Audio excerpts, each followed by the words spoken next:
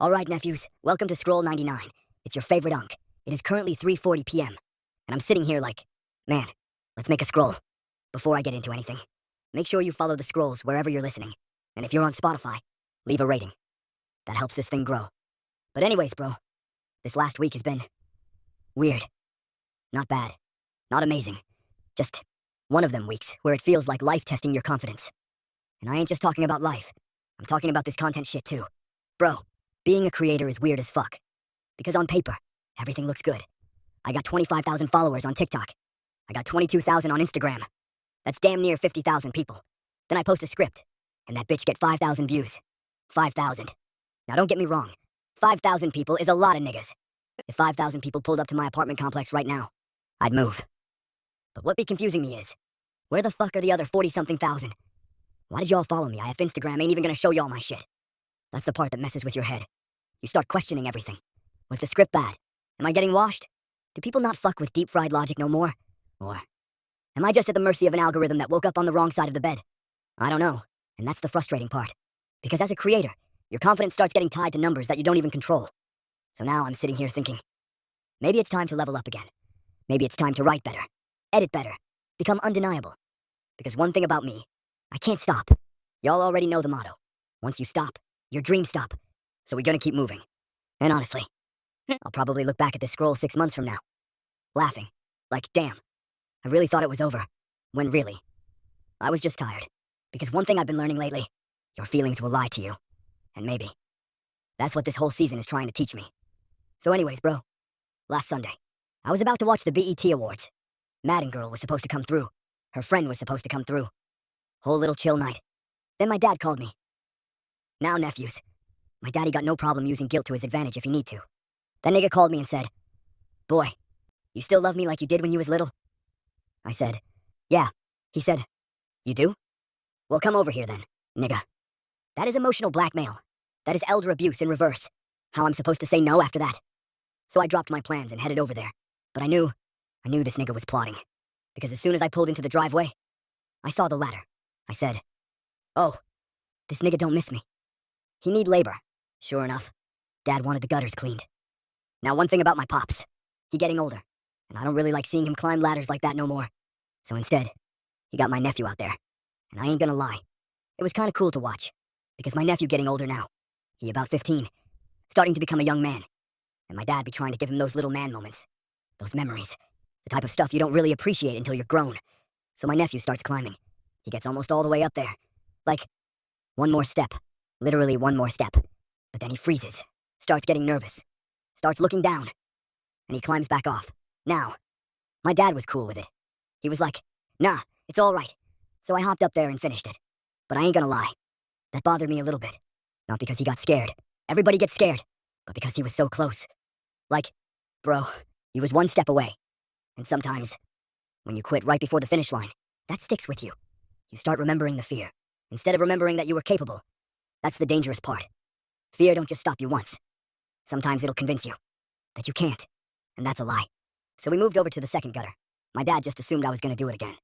I said, "Nah." I looked at my nephew. "Get your ass back up there, nigga." He looked nervous, but this time, he kept climbing, went all the way up, cleaned the gutter, came back down, and bro, everybody felt proud. Me, my dad, and I know deep down, he felt proud of himself too, because he beat the fear. And sometimes, that's all confidence really is. Doing the scary shit anyway. Little family moments like that. They matter, bro. But anyways, Monday was cool. I was off work. Didn't really do nothing spectacular. Just me being me. I went to my coffee shop. Ordered my chai latte. Sat down. Wrote some scripts. Scheduled some posts. Rode my bike around a little bit. Then later, I linked with Madden Girl. And nephews. This had the potential to be a legendary ass night. Because I had dug my PlayStation 2 out. And I asked her, "You wanna play PS2? She was like, "Fuck yeah." Immediately I got excited. Because bro, that took me straight back to 2007. Y'all remember when you throw your PlayStation in a backpack, hop on your bike, ride to your friend's house, and spend 8 straight hours playing games? You young niggas probably don't. But, nigga, that's exactly what I did. Packed the PS2 in my backpack, got on the bike, headed over there. I felt like a little kid again. We were gonna play NFL Street 2. Now nephews, if you young, you missed one. NFL Street. Legendary. One of the greatest football games ever made. No debate. So we hook everything up. Plug it in. Grab the controllers. Hit the power button. Nothing. Bruh. The PlayStation wouldn't come on. We blowing in cords. Moving cables around. Unplugging. Replugging. Praying. Talking to it nice. Nothing. That bitch was dead. And I ain't gonna lie. That hurt a little bit. Because sometimes nostalgia be setting you up. You spend all day imagining this perfect moment. Then reality say, nah. So me and Madden Girl just looked at each other like, well, then she goes, I haven't eaten today. I said, well, shit. Let's go get a burger. So we hop in the car. And it's like 10 o'clock at night. Late as hell. We end up at this burger spot called Jack Brown's. Now, nephews. These niggas became one of my favorite burger spots immediately. Not because of the burger. We'll get there. But because these niggas handed us the biggest bottle of burger sauce I've ever seen in my fucking life. Bro. I'm talking about a fat-ass squeeze bottle. They sat that bitch on the table like, here, nigga. Have at it, I said. Oh, y'all serious? That shit was like if Raising Cane's gave you a whole cup of cane sauce. And y'all know, fattening sauces make food better.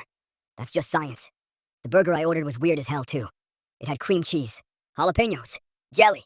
I don't even remember what possessed me to order that bitch. I just saw it and thought, you know what? Let's see what got cooking. The burger was all right.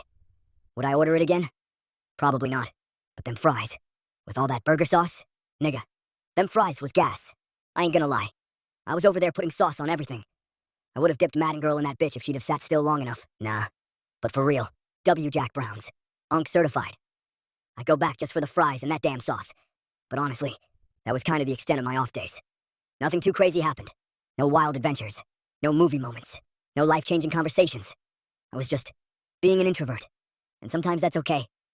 Every week don't gotta be fireworks. Sometimes life just quietly keeps moving. The rest of the week, I worked. And y'all already know. Work is work. But I was listening back to some old scrolls the other day. And nephews, I was talking crazy about my boss. I think one episode I called that nigga a SpongeBob SquarePants looking ass bitch.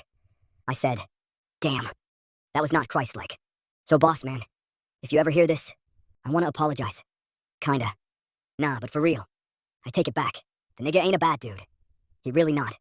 I think we've just been around each other long enough now. That we understand each other. We figured out each other's personalities. We figured out each other's rhythms. And honestly, I don't even dislike the nigga no more. He is who he is. And I'm who I am. We just from two completely different worlds. And that's all right. Everybody ain't supposed to think like you. Everybody ain't supposed to move like you.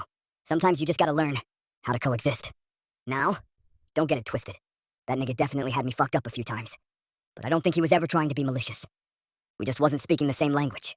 And over time, we learned how to translate. I think that's just part of growing up, bro. You start realizing, not everybody you clash with is your enemy. But anyways, which brings me to yesterday, Saturday, July 4th. And nephews, y'all already know the philosophy. Wake up, go on an adventure, come home. That's it. So I wake up, first stop, haircut.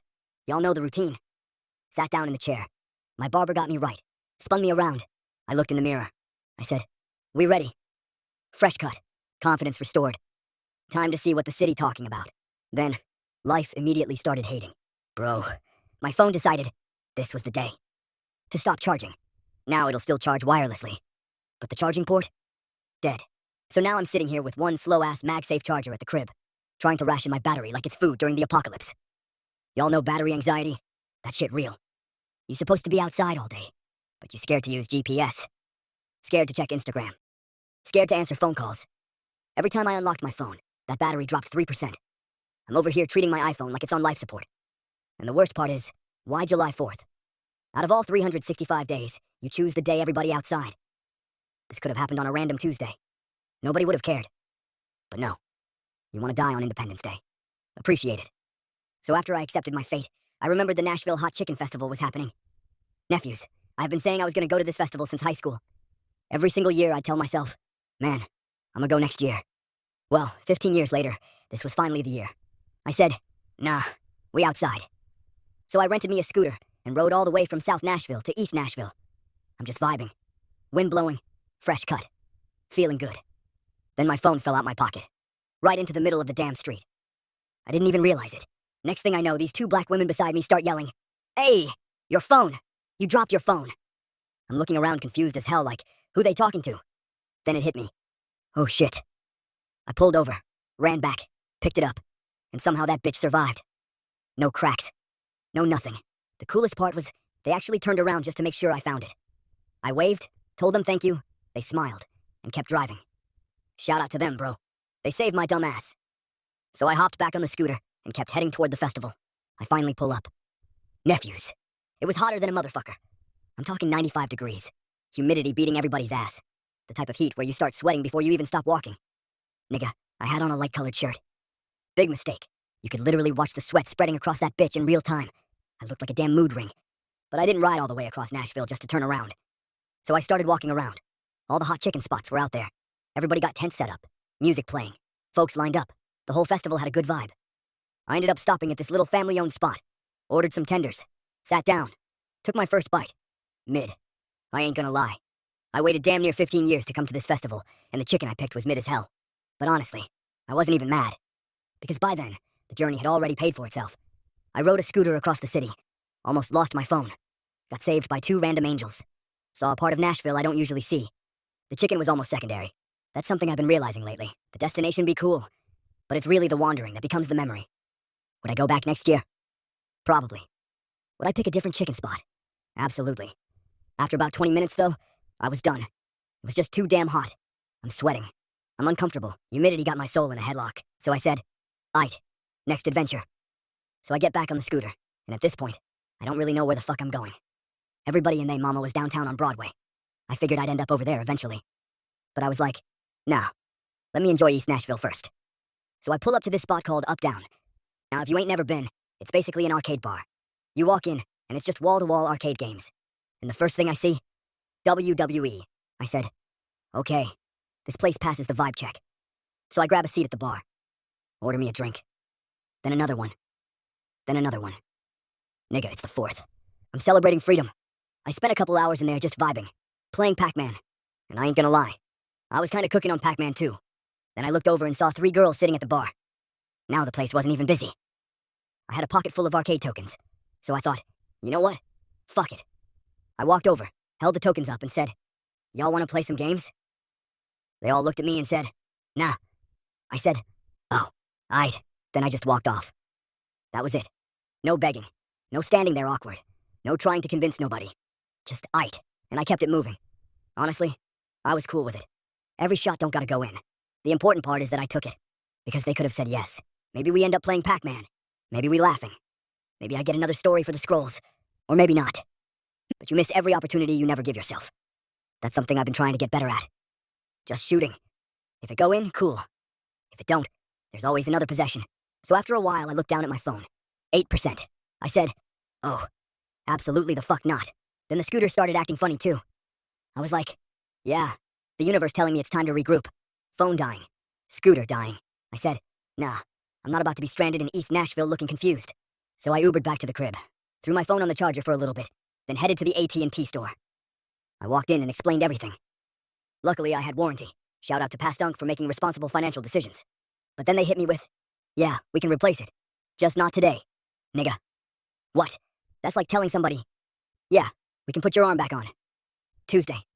So I couldn't even get the new phone that day. I bought one of them fast wireless chargers and decided to thug it out until the replacement came in. Then I'm walking back to the parking lot. My phone rings. It's Moonlight.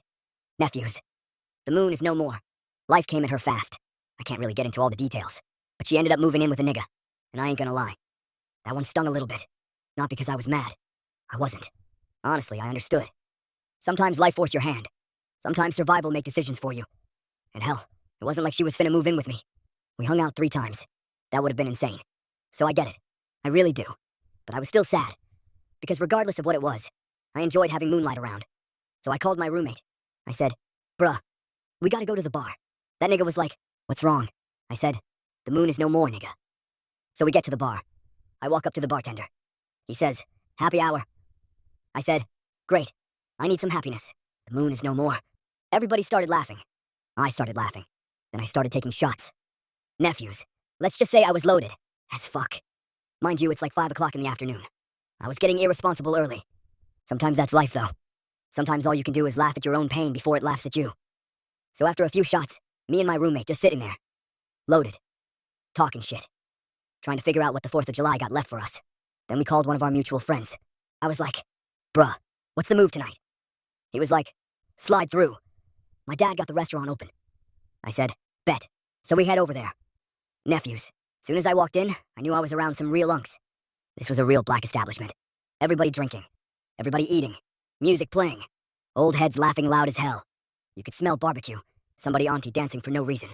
The whole room just felt familiar. Comfortable. Like home. I see my homeboys. Everybody asking what happened. So naturally, I'm being dramatic as hell. I'm over there talking about, man, the moon is no more. It's straight darkness in this bitch. Niggas laughing. I'm laughing. It became funny. That's one thing I love about our people, bro. Black folks got a way of letting you hurt without letting you drown. They'll let you vent, then clown your ass immediately after. We eating good. They bringing us food, handing us beers. Everybody just enjoying the holiday. Then later that night, we walked outside, looked over the bridge, and the fireworks started. And I ain't gonna lie, it was kind of beautiful, because when I look back at that whole day, that shit was really a roller coaster. Started off excited. Phone broke. Almost lost my phone. Hot chicken was mid. Got rejected. Moonlight moved away. Got drunk. Ended up surrounded by my friends, watching fireworks. That's life. It don't stay in one emotion. Sometimes your worst moment and your best moment happen on the exact same day. And you don't even realize it until it's over. That's why I keep telling y'all to get outside, bro. Because you really don't know what kind of day you're about to have. You might wake up thinking it's about to be the worst day of your week.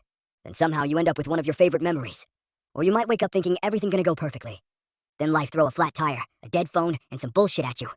That's just how it goes. But if you keep moving, the story usually gets better. So I get back to the crib. Loaded. Tired. Dehydrated as hell. I'm over there chugging water like I just crossed the Sahara. Trying to get some electrolytes back in my spirit. Then I knock the fuck out. And honestly, today I'm taking it easy. Sometimes you need adventure. Sometimes you need recovery. Today is definitely a recovery day. Just recovering. Getting my affairs back in order. Got a couple days off. Trying to get my rhythm back. Because I ain't gonna lie, bro. I think I'm just tired. Mentally. Creatively. Physically. And I don't really know exactly what direction I'm supposed to go next. But I do know one thing. I just gotta keep walking forward. Everything else will sort itself out. I think that unexpected 3-week break when my MacBook was messed up low-key threw me off more than I realized. It's like I had momentum, then life hit pause. Now I'm trying to remember how to run again. And I ain't gonna lie, that can mess with your confidence.